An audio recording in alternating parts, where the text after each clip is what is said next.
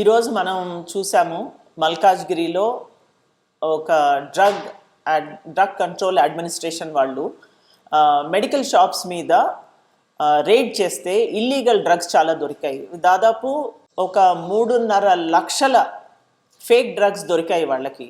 ఇవన్నీ ఎక్కడో దొరికాయి? మల్కాజ్గిరి ఏరియాలో, ఉప్పల్లో, నాగోల్లో, మేడ్చల్, మల్కాజ్గిరి ఏరియాల్లో దొరికింది. అందరూ అప్రమత్తంగా ఉండాలి.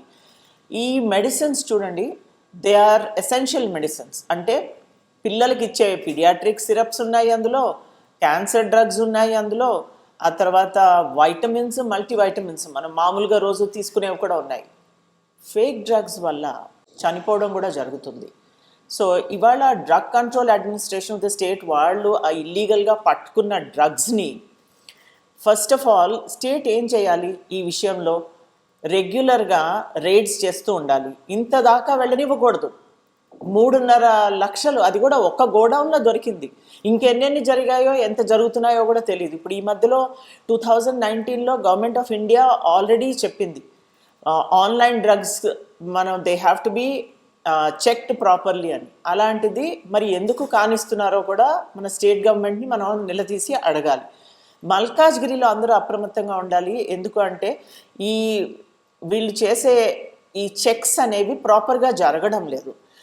రెగ్యులర్గా ఈ డ్రగ్ కంట్రోల్ అడ్మినిస్ట్రేషన్ వాళ్ళు మెడికల్ లైసెన్సెస్ ఉన్నాయా, షాప్స్కి లైసెన్సెస్ ఉన్నాయా, సప్లైలు సరిగ్గా ఉన్నాయా, ఫేక్ డ్రగ్ లిస్ట్ ఒకటి వాళ్ళు ప్రొడ్యూస్ చేయాలి.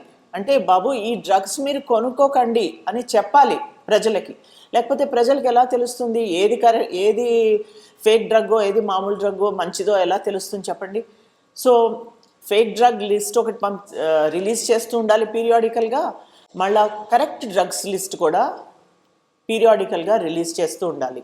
మోస్ట్ ఇంపార్టెంట్లీ ప్రజలకి ఏం చెప్పదలుచుకున్నా అంటే, మల్కాజ్గిరి ప్రజలకి ఏం చెప్పదలుచుకున్నా అంటే, ఇలాంటి డ్రగ్ స్టోర్స్కి వెళ్ళే కన్నా మన గవర్నమెంట్ ఆఫ్ ఇండియా మన కోసం సమకూర్చిన జన్ ఔషధి స్టోర్స్, ప్రధాన్ మంత్రి జన్ ఔషధి స్టోర్స్ అని గవర్నమెంట్ ఆఫ్ ఇండియా మన కోసం పెట్టించిన ఒక కామన్ మ్యాన్ కోసము ప్రైస్ తక్కువ చేసి, అవే జెనరిక్ డ్రగ్స్, బ్రాండెడ్ డ్రగ్స్ కావు కానీ ఎఫెక్టివ్ డ్రగ్స్, ఒక కామన్ మ్యాన్ కొనుక్కునేటట్టు విత్ సర్టిఫికేషన్ ఉన్న డ్రగ్స్ మనం కొనుక్కోవచ్చు.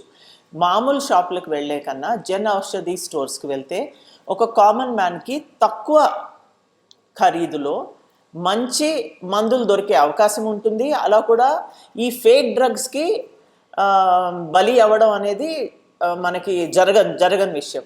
ఇంకొక ఎగ్జాంపుల్ ఇస్తాను, ప్రైస్ డిఫరెన్స్ ఎంత ఉందో అని. మీకు తెలిసే ఉంటుంది, డయాబెటీస్, మన చాలామందికి డయాబెటీస్ ఉంది. అక్కడ మెట్ఫార్మిన్ అనే మెడిసిన్ వాడుతూ ఉంటారు డయాబెటీస్కి. మీకు ఒక ఎగ్జాంపుల్ మాత్రమే, అన్నీ ఇవ్వట్లేదు, బట్ మీరు తర్వాత కంపేర్ చేసుకోండి. మెట్ఫార్మిన్ మన రెగ్యులర్ స్టోర్స్లో కనుక మనం కొనుక్కున్నాము అంటే దాని ప్రైస్ ఒక ట్యాబ్లెట్కి 21 రూపాయి, 21 రూపాయలు ఉంది. జన్ ఔషధి స్టోర్స్లో 6 రూపాయలు మాత్రమే.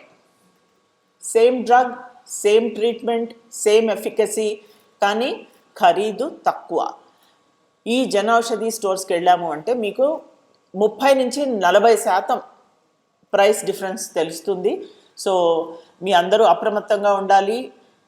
ఫేక్ డ్రగ్స్ తీసుకోకండి, జన్ ఔషధి స్టోర్స్కి వెళ్ళండి, ఆరోగ్యంగా ఉండండి. అది నా మెసేజ్ మల్కాజ్గిరి నివాసులకి.